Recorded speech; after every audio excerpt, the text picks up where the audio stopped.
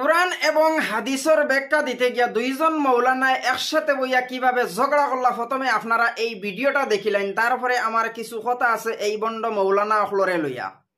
আপনি আমার ছাত্রেরও আপনি ওঠেন, আপনি জোরে কথা না বলে বসে কথা বলেন। আমি রাসূলুল্লাহর উপরে দরুদ পড়েছি, বসেন প্লিজ, বসেন। বললেন কিভাবে বললেন না, আমি রাসূলুল্লাহর উপর দরুদ পড়ি নাই। রাসূলুল্লাহর উপর প্রথমবার দরুদ শরীফ পড়া ওয়াজিব, আমি সেটা আদায় করেছি। আপনি কোন ভাবে ফতোয়া দিলেন যে রাসূলুল্লাহ বললেন আপনি দরুদ পড়েন? বারবার শুনেছি, আপনি মিথ্যা কথাটা জনগণকে কিভাবে বলেছেন? আপনি বসেন, বসেন, না না বসেন। আর এটা তো এই হাদিসটা মুসান্নাফে ইবনে আবি শাইবার মধ্যে নেই, থাকলে আমি কিয়ামত পর্যন্ত আমার মরা পর্যন্ত আর কথা বলতে দেব না।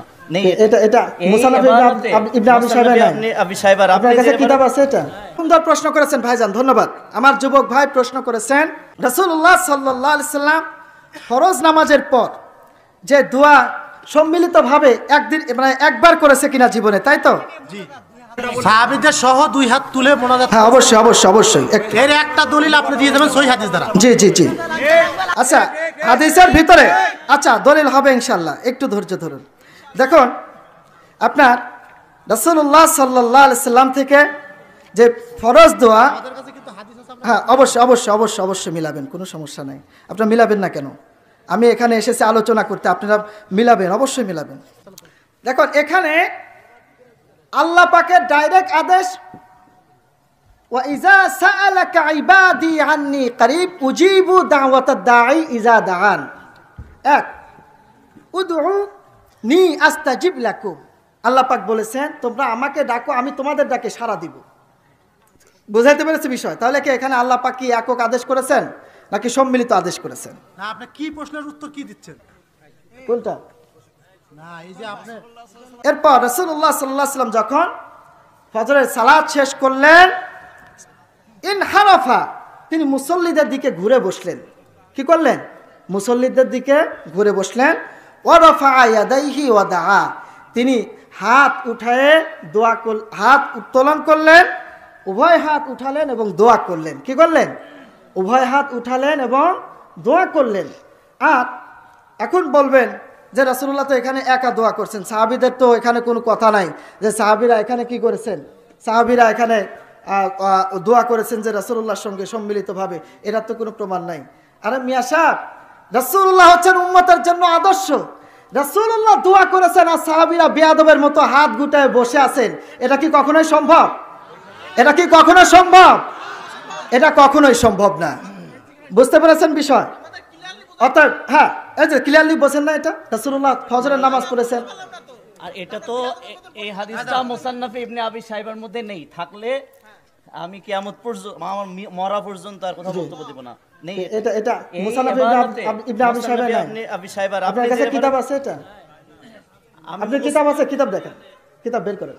যখন ছাত্র ছিলাম, মুসান্নাফ ইবনে আবি শাইবা আপনি বের করেন। যখন ছাত্র ছিলাম আপনি এটা বের করেন না। যখন ছাত্র ছিলাম, যখন আপনি এটা বের করেন।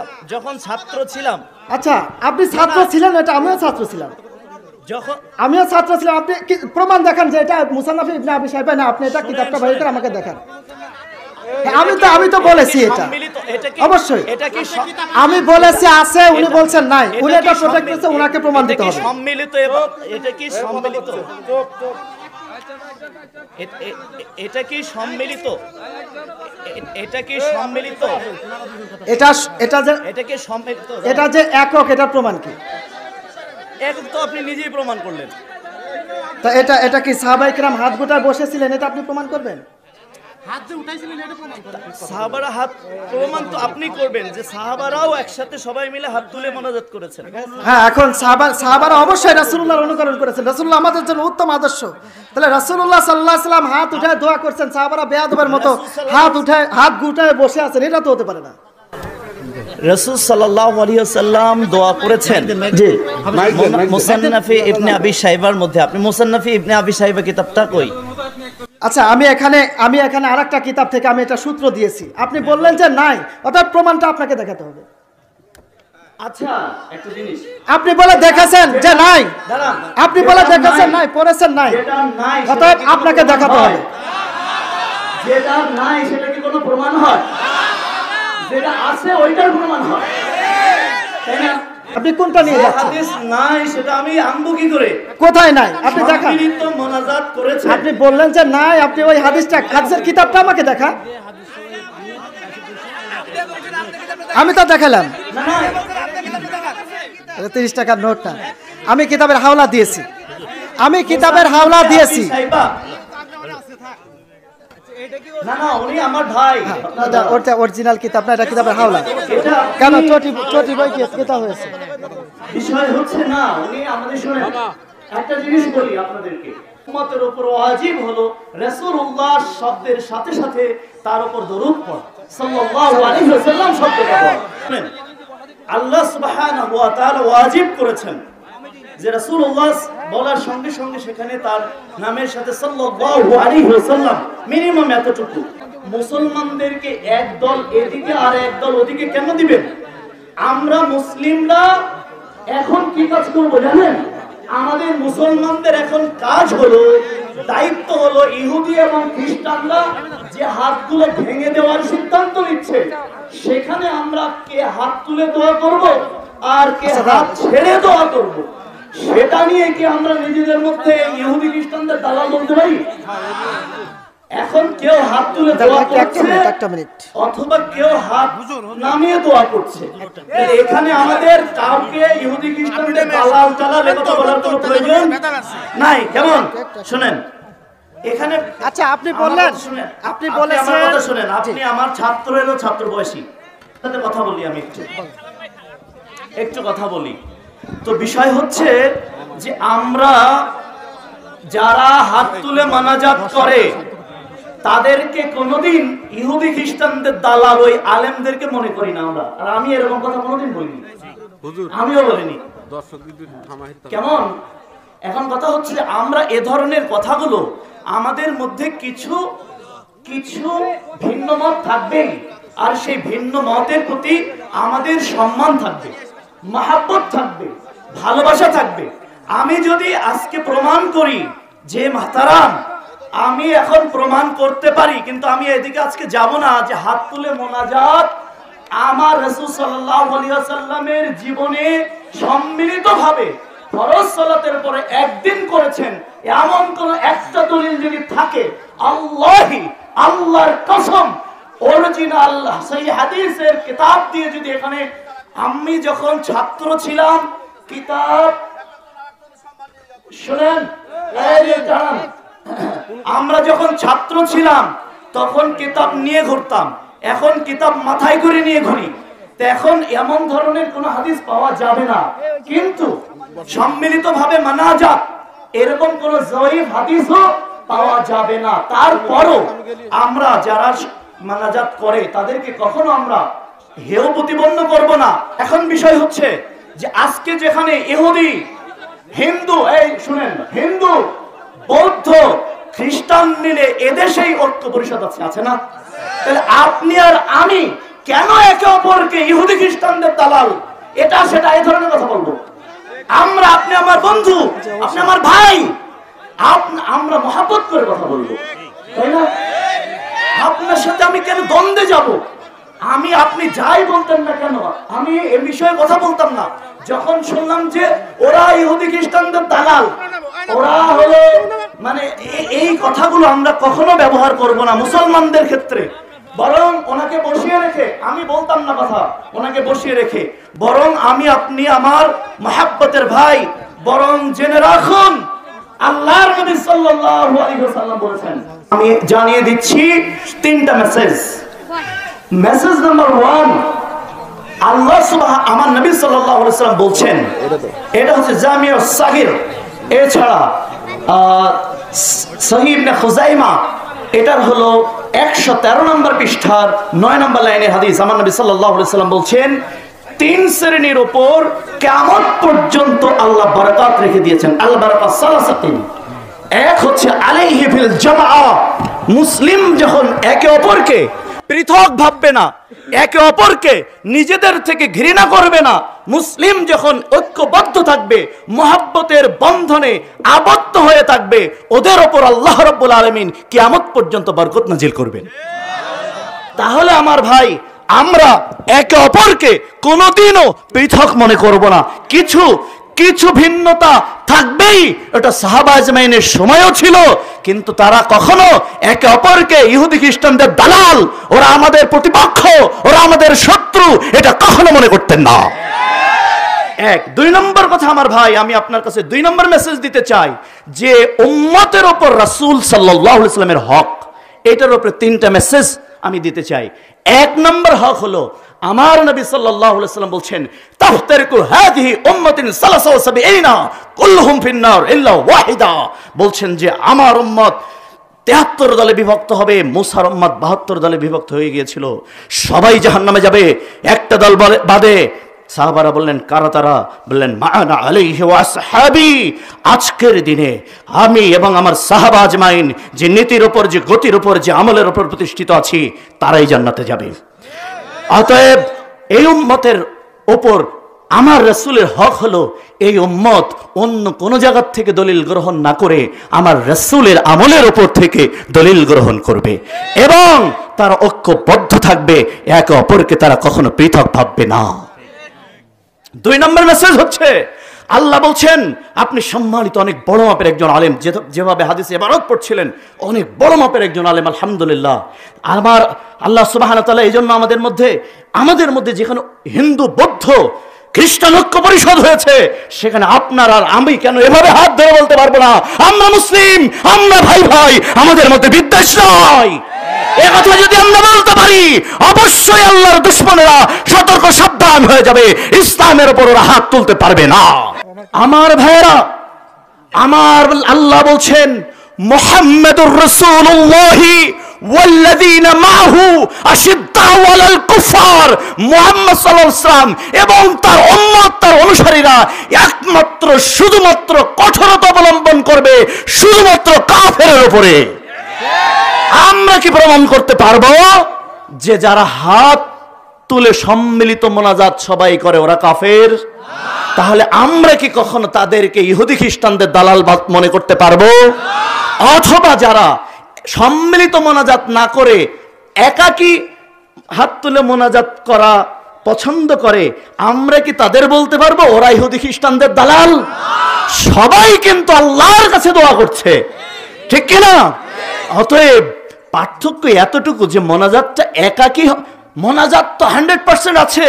উনি আবু দাউদের হাদিস বর্ণনা করছিলেন, সেই হাদিস, সেটা হচ্ছে আল্লাহ সুবহানাহু ওয়া তাআলা, আল্লাহ রাসূল বলছেন তোমার হাতে তালু দিয়ে দোয়া করতে না। বসেন বসেন বসেন, আপনি আজকে প্রধান আলোচক, বসেন প্লিজ।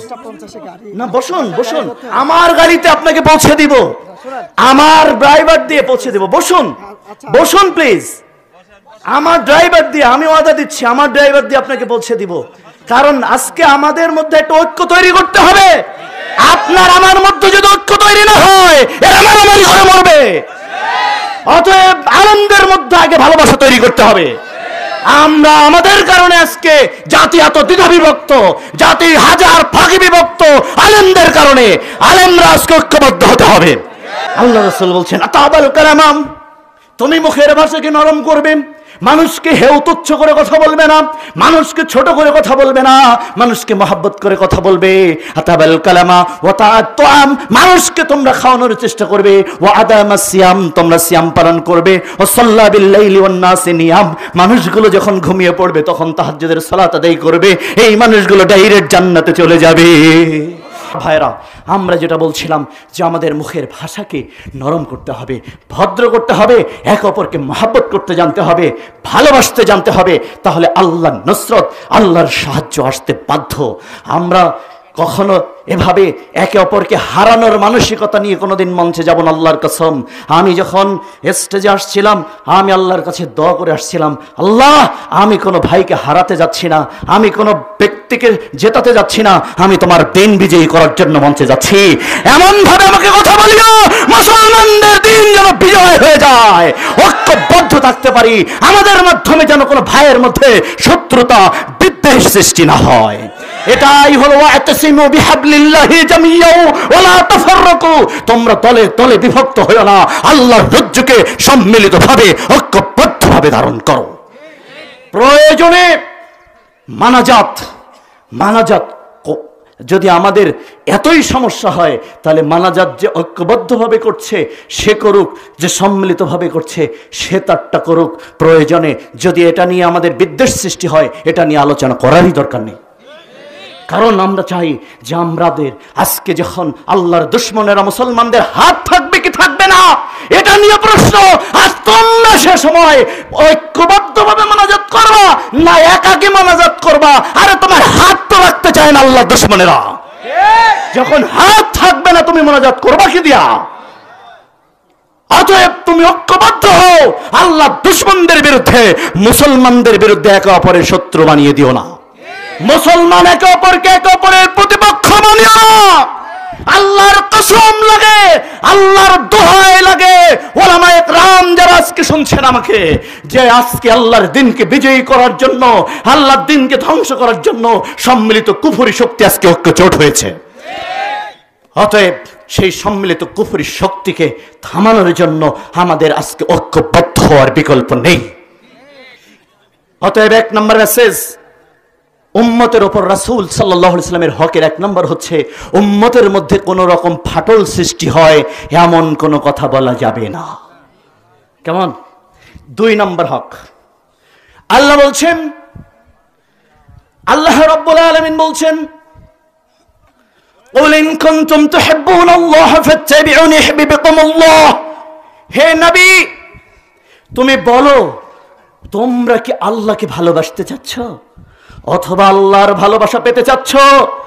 ফাত্তাবিউনি, তাহলে আমাকেই অনুসরণ করো, আমাকে ফলো করো। ইউহিব্বুকুমুল্লাহ, তাহলে আল্লাহ নিজের পক্ষ থেকে তোমাদেরকে ভালোবাসা দিবেন। সূরা আলে ইমরান 3 নম্বর সূরার 31 নম্বর আয়াত। এই ফাত্তাবিউনি, যেহেতু অনেক বিজ্ঞ আলেম রয়েছেন, অন্যান্য উলামা একরা আছেন, এই ফাত্তাবিউনি আরবিতে তাবউন তাবিআতুন এই ধাতু থেকে ফাত্তাবিউ শব্দ ব্যবহার হয়েছে। আপনারা অবাক হবেন, ফাত্তাবিউনি শব্দ এসেছে তাবউন ধাতু থেকে। আর তাবউন শব্দের আরবিতে বলা হয় গরুর বাচ্চা, ছাগলের বাচ্চা, গবাদি পশুর বাচ্চাকে তাবউন বলা হয়। আল্লাহ রাব্বুল আলামিন সেই ধাতু দিয়ে বলছেন ফাত্তাবিউনি, রাসূলকে তোমরা এভাবেই অনুসরণ করবে যেভাবে বাচ্চা গরু মা গরুকে অনুসরণ করে। যুক্তি তর্ক বোঝে না, আগুন পানি বোঝে না, জীবন মরণ বোঝে না, এভাবেই অনুসরণ করবে তোমার রাসূলকে। ফাত্তাবিউনি, যদি এভাবে অনুসরণ করো যেভাবে মা গরু বাচ্চা গরু মা গরুকে অনুসরণ করে। আপনারা দেখেছেন, যেহেতু এখানে খড় আছে বোঝা যাচ্ছে গরু আছে। আপনি যখন গরুকে টেনে নিয়ে যান, মা গরুকে, কখনো বাচ্চা গরুর গলায় রশি দিয়ে টানা লাগে না। মা গরুকে টেনে নিয়ে যাবেন, বাচ্চা গরু যেখানে মাকে নিয়ে যাবেন বাচ্চার বৈশিষ্ট্যই হচ্ছে ওখানেই চলে যাও। এমনকি গরুকে যদি আপনি পানিতে নামাতে পারবেন না সহজে, কিন্তু কখনো মা গরুকে যদি পানিতে নামান দেখবেন বাচ্চা হাসতে খেলতে নাচতে নাচতে পানিতে নেমে যায়। আমার আল্লাহ বলছেন ফাত্তাবিউনি, ওভাবেই রাসূলকে অনুসরণ করো যেভাবে বাচ্চা গরুটা মা গরুকে অনুসরণ করছে, যেভাবে বাচ্চা ছাগলটাকে মা ছাগলকে অনুসরণ করছে। এভাবেই যদি তোমরা রাসূলকে অনুসরণ করতে পারো, ইউহিব্বুকুমুল্লাহ, আল্লাহর নিজের পক্ষ থেকে তোমাদেরকে ভালোবাসা প্রদান করবে। Not only that, وَيَغْفِرُ لَكُمْ ذُنُوبَكُمْ وَاللَّهُ غَفُورٌ رَحِيمٌ, আল্লাহ তোমাদের অতীতের সমস্ত গুনাহকে ক্ষমা করে দেবে। যদি আমার রাসূলকে এভাবে অনুসরণ করো সাল্লাল্লাহু আলাইহি ওয়াসাল্লামকে, তাহলে আল্লাহ তোমাদেরকে খালি ভালোবাসবেন তাই নয়, ওয়ায়াগফিরু লাকুম যুনুবাকুম ওয়াল্লাহু গফুরুর রহিম। রাসূলের এভাবে দৃঢ়তার সাথে অনুসরণ করার কারণে আল্লাহ তোমাদের গুনাহগুলো সব ক্ষমা করে দেবে। আমার রাসূলের সাল্লাল্লাহু আলাইহি ওয়াসাল্লামের উম্মতের উপর রাসূলের হক হলো উম্মত তাকে হুবহু অনুসরণ করবে। নিজের পক্ষ থেকে কোনো কথা বলা যাবে না, যা বলবে তার দলিল দিতে হবে। এবং দলিল কোথা থেকে? দলিল কোন বাজারের 34 টাকা দামের চটি বই থেকে নয়, দলিল দিতে হবে কোরআন থেকে, দলিল দিতে হবে বিশুদ্ধ হাদিস গ্রন্থের পৃষ্ঠা থেকে। তাহলে সূরা আলে বাকারার 111 আয়াত অনুযায়ী আপনি সত্যবাদী। কিন্তু যদি আপনি পৃথিবীর অন্য কারোর গ্রন্থ থেকে দলিল দেন, অন্য কোন গ্রন্থ এনে সেখান থেকে যদি মুসলমানদের দলিল দেন, সেটা কিন্তু আল্লাহ রাব্বুল আলামিন বাতিল ঘোষণা করেছেন। সূরা বাকারার 111, সূরা নামলের 64 নম্বর আয়াত। তাহলে বোঝা যাচ্ছে দলিল গ্রহণ করতে হবে বিশুদ্ধ হাদিস গ্রন্থের পাতা থেকে, কোনো চটি বই থেকে নয়, কোনো অতিরিক্ত অ্যাডিশনাল বুক থেকে নয়, কোনো মানব রচিত, মানব মস্তিষ্ক প্রসূত কোন গ্রন্থ থেকে দলিল চলবে। আপনি যদি তাহলে 3 নম্বর হলো দলিল থেকে দলিল দিতে হবে। কোথা থেকে আরো জেনে নেন, সূরা আরাফ নাম শুনেছেন? সূরা আরাফ 7 নম্বর সূরা। কত নম্বর? 7 নম্বর সূরার 3 নম্বর আয়াত। কত নম্বর সূরা? 7 নম্বর সূরার 8 নম্বর পারার 6 নম্বর পৃষ্ঠার 3 নম্বর আয়াত। আল্লাহ বলছেন, ইত্তাবিউ মা উনজিলা ইলাইকুম মির রাব্বিকুম ওয়ালা তাত্তাবিউ মিন দুনিহি আউলিয়া কালিলাম মা তাযাক্কারুন। তোমরা অনুসরণ করবে তোমাদের প্রতিপালকের পক্ষ থেকে যা নাজিল করা হয়েছে, শুধুমাত্র তা। ওয়ালা তাত্তাবিউ মিন দুনিহি আউলিয়া, এটা বাদ দিয়ে দুনিয়ার কোন তথাকথিত ওলি আউলিয়া যারা তোমাদের কাছে লেবাস ধরে, ধর্মের নামে ধর্মীয় লেবাস ধরে তোমাদের সামনে আসে, তাদের অনুসরণ চলবে না, বরং অনুসরণ করতে হবে আল্লাহ যা নাজিল করেছেন, শুধুমাত্র তা। সূরা আরাফ 3 নম্বর আয়াত। আল্লাহ কি নাজিল করেছেন? সূরা জুম্মা 62 নম্বর সূরা 2 নম্বর আয়াত, হুয়াল্লাযী বা'আসা ফিল উম্মিয়িনা রাসূলাম মিনহুম ইয়াতলু আলাইহিম আয়াতিহি ওয়া ইউযাক্কিহিম ওয়া ইউআল্লিমুহুমুল কিতাবা ওয়াল হিকমা। আমার আল্লাহ বলছেন, আমি নিরক্ষর জাতির মধ্যে থেকে একজন রাসূল প্রেরণ করেছি। যদি মানুষের মধ্যে ভ্রাতৃত্ববোধ তৈরি করতে চাও, যদি মানুষের মধ্যে আল্লাহর ভালোবাসা তৈরি করতে চাও, যদি মানুষের মধ্যে যত নোংরামি আছে, গোলামি আছে, হিংসা আছে, বিদ্বেষ আছে, গুনাহ আছে, সেই গুনাহ থেকে, হিংসা থেকে, বিদ্বেষ থেকে, পরশ্রী কাতরতা থেকে, অপরকে ছোট করা থেকে, অপরকে হেয় তুচ্ছ করা থেকে যদি মানুষকে শুদ্ধ করতে হয়, ইয়াতলু আলাইহিম আয়াতিহি, আমার আয়াত তাদের সামনে তেলাওয়াত করে করে শোনাতে হবে। তাহলে আজকে আলেমদের দায়িত্ব হলো পৃথিবীর অন্য কোন গ্রন্থ থেকে নয়, এখানে বসে সরাসরি কোরআন আয়াত পড়বে, অনুবাদ করবে। আল্লাহ বলেন, জাদাতুহুম ঈমানা, যখন আমার আয়াত তেলাওয়াত করা হবে, আমার পক্ষ থেকে ওদের ঈমান বাড়িয়ে দেওয়া হবে। আমার ভাইয়েরা, কাউকে সমালোচনার মধ্যে ঈমান বাড়ে না, কাউকে ছোট হেয় তুচ্ছ করে, কাউকে ছোট করে দেখে মানুষকে হেদায়েত করা যাবে না, মানুষকে হেদায়েতের পথে আনা যাবে না, মানুষকে আল্লাহর পথে উঠিয়ে দেওয়া যাবে না। আল্লাহর আয়াত এবং রাসূলের হাদিস তেলাওয়াত করে করে মানুষের মনটা পবিত্র করে ফেলতে হবে এবং মানুষকে তালিম দিতে হবে শুধুমাত্র আল্লাহর আয়াত পড়ার মাধ্যমে এবং রাসূলের হাদিস পড়ার মাধ্যমে। সূরা জুম্মা 62 নম্বর সূরার 2 নম্বর আয়াত। সেখানে আজকে জাতির মধ্যে স্থান দখল করে নিয়েছে কোন দল কি করে, কোন আলেম কি করে, এটা নিয়ে আজকে সমালোচনা, এটা নিয়ে একে অপরকে তুচ্ছ করা। সূরা আল ইমরান 3 নম্বর সূরার 4 নম্বর পারার 27 নম্বর আয়াত, লা ইয়াত্তাখিযুল মুমিনুনাল কাফিরিনা আউলিয়া মিন দুনিল মুমিনিন ওয়া মান ইয়াফআল যালিকা ফালাইসা মিনাল্লাহি বিশাইইন ইল্লাম তাত্তাকু মিনহুম তুকা ওয়া ইউহাজ্জিরুকুমুল্লাহু নাফসাহু ওয়া ইলাল্লাহিল মাসির। সম্মিলিত তাগুতি শক্তি আল্লাহর দ্বীনকে পৃথিবী থেকে বিদায় করার জন্য ঐক্যবদ্ধ হচ্ছে, আর তোমরা একে অপরের সাথে বন্ধুত্ববাদ দিয়ে আল্লাহর শত্রুদের সাথে হাত মেলাচ্ছ। বরং মুমিনদের উচিত হবে নিজেদের প্রতি সম্পর্ক উন্নত করা। কি সুন্দর কথা! লা ইয়াত্তাখিযুল মুমিনুনাল কাফিরিনা আউলিয়া মিন দুনিল মুমিনিন। মুমিনদের উচিত হবে না কাফেরদের সন্তুষ্ট করা, কাফেরদের দিন বিজয়ী করার জন্য চেষ্টা করা, বরং মুমিনদের উচিত হবে নিজেদের প্রতি নিজ ভালোবাসা, বন্ধুত্ব সৃষ্টি করা। আজকে কি আমরা বলতে পারবো মুফতি, আমার ভাইয়ের নাম হচ্ছে মুফতি হাবিবুল্লাহ, তাহলে আমি কি বলতে পারবো, মনে করুন মুফতি হাবিবুল্লাহ একাকী মোনাজাত করে, আর আমি কাজী ইউসুফ জাহান সকলকে নিয়ে সম্মিলিত মোনাজাত করি, তাহলে আমি কি বলতে পারবো মুফতি হাবিবুল্লাহ সাহেব কাফের হয়ে গেছে? অথবা মুফতি হাবিবুল্লাহ হাফেজাহুল্লাহ কি বলতে পারবেন উনি সম্মিলিতভাবে মোনাজাত করার কারণে কাফের হয়ে গেছে? কাফের কারা? ওরাই তো কাফের যারা আল্লাহর জমিন থেকে আল্লাহর দিনকে মিটিয়ে দেওয়ার জন্য চেষ্টা করে। ওরাই তো কাফের যারা আল্লাহকে অস্বীকার করে, যারা আল্লাহকে অবিশ্বাস করে, আল্লাহর দিন থেকে, আল্লাহর দিনকে দুনিয়া থেকে মিটিয়ে দেওয়ার জন্য চেষ্টা করে। তাহলে আমরা কি কাফেরদের সন্তুষ্ট করার জন্য চেষ্টা করছি? আমাদের চেষ্টা থাকবে আল্লাহকে সন্তুষ্ট করার জন্য।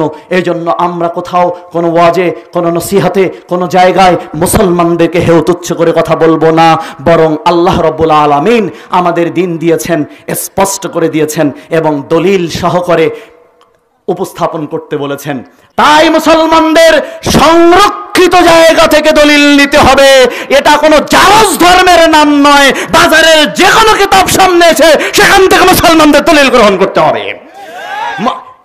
আল্লাহ তাআলা বলছেন ইন্না নাহনু নাযালনা যিকরা ওয়া ইন্নাহু লাহাফিজুন, এই জিকির তথা ইসলাম, কোরআন এবং হাদিস আমি নাজিল করেছি, সংরক্ষণের দায়িত্ব আমি গ্রহণ করেছি।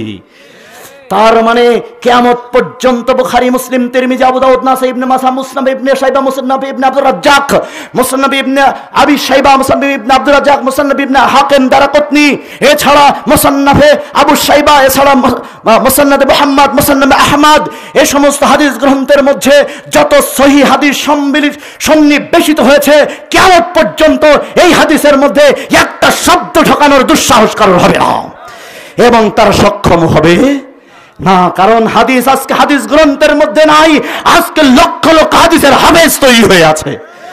হাদিস কোরআন আজকে শুধুমাত্র এই গ্রন্থের মধ্যেই নাই, কোরআন আজকে মুসলমানদের হৃদয়ের মধ্যে রয়েছে। আমি শুধু নয়, আমারটা বলতে চাই না, আমার ছাত্রদেরকে নিয়ে আসবো, সূরা ফাতিহা থেকে শুরু করে নাস পর্যন্ত বলবে, একটা বারের জন্য লোকমা দেওয়া লাগবে না, হুবহু বলবে যা কোরআনে আছে। দিস ইজ চ্যালেঞ্জ অফ আল্লাহ সুবহানাহু ওয়া তাআলা। এটাই আল্লাহর চ্যানেল, ইন্না নাহনু নাযালনা যিকরি ওয়া ইন্নাহু লাহাফিজুন। আমি কোরআন নাজিল করেছি, আমি আল্লাহ রাসূলকে নাজিল করেছি, এর হেফাজতের দায়িত্ব আমি নিয়েছি। অতএব বাইবেল, অন্যান্য যে সমস্ত গীতা, অন্যান্য গ্রন্থ আর অথবা পৃথিবীর অন্য কোনো লেখকের কোনো গ্রন্থ সংরক্ষণের দায়িত্ব আল্লাহ গ্রহণ করে। আল্লাহ সংরক্ষণ করেছেন আমার রাসূলের হাদিসকে, আল্লাহ সংরক্ষণ করেছেন আমার আল্লাহর কোরআনকে, ঠিক কিনা? অতএব মুসলমানদেরকে সরাসরি ডাইরেক্ট মা কিতাব অর্থাৎ অরিজিনাল কিতাব থেকেই দলিল গ্রহণ করে পথ চলতে হবে। তাহলেই তারাক্তু ফিক তাফতারিকু হাজি উম্মাতিন সালাসা সাবিনা কুল্লুহুম ফিন্নার ইল্লা ওয়াহিদা। আল্লাহ রাসূল বলেন তারাক্তু ফিকুম আমরাইন লাম তাদুল্লু মা তামাসসাকতুম বিহিমা কিতাবুল্লাহ ওয়া সুন্নাতি নবী। তাহলেই তোমরা পথভ্রষ্ট হবে না। যতক্ষণ পর্যন্ত এই মূল গ্রন্থ থেকে তোমরা দলিল গ্রহণ করবে, ততক্ষণ তোমরা পথভ্রষ্ট হবে। ক্লিয়ার কথা? ভালো করে বুঝবেন ভাই। আমি বিশ্বাস করুন, আবার বলে আল্লাহর কসম, আমি জিততে আসিনি, আমি হার স্বীকার করে কথা বলছি।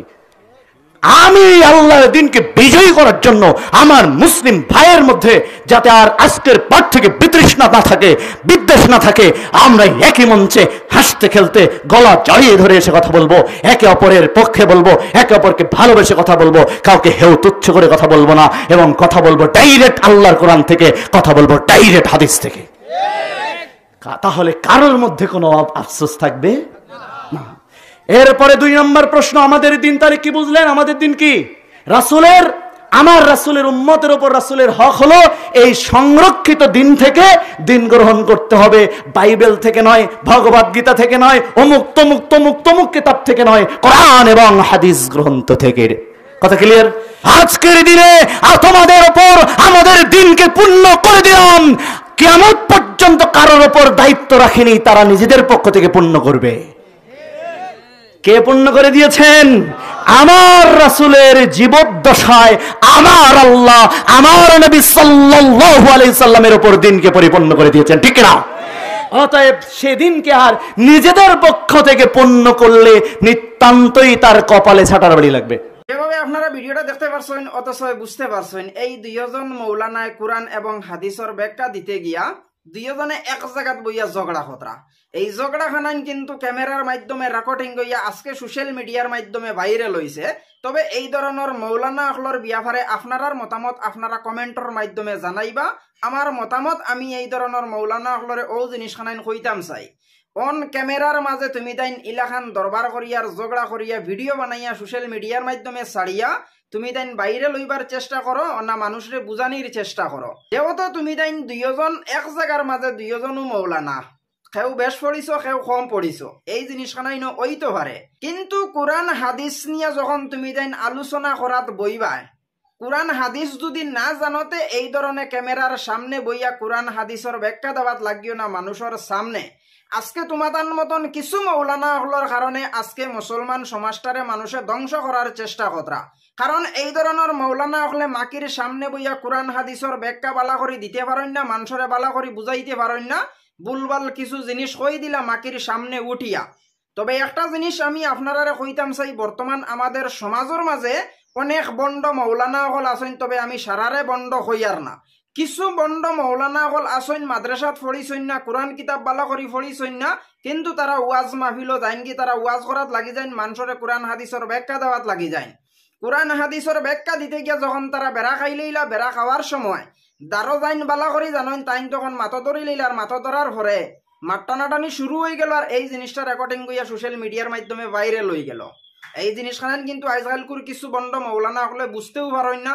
তবে এই দুইজনরে আমি বন্ড ছন্দ কোনটা হইয়ার না, কিন্তু বর্তমান সমাজের মাঝে অনেক বন্ড মৌলানা হল আসেন। কোরআন হাদিস কোনটাও পড়িছইন না, মাদ্রাসার দাঁড়িয়ে উঠিছইন না, ইউটিউব ফেসবুকে ওয়াজ শুনছইন শিকিছইন, আর অতা ওয়াজ গিয়া তারা খরাত লাগি যাইন গিয়া। ওয়াজ খরাত বইয়া যখন তারা মানুষরে বালা করে বুঝাইতে পারেন না, এই ধরনের সর্বিন্দা হইয়া তারার লাগান মানুষ যাইতে লাগে।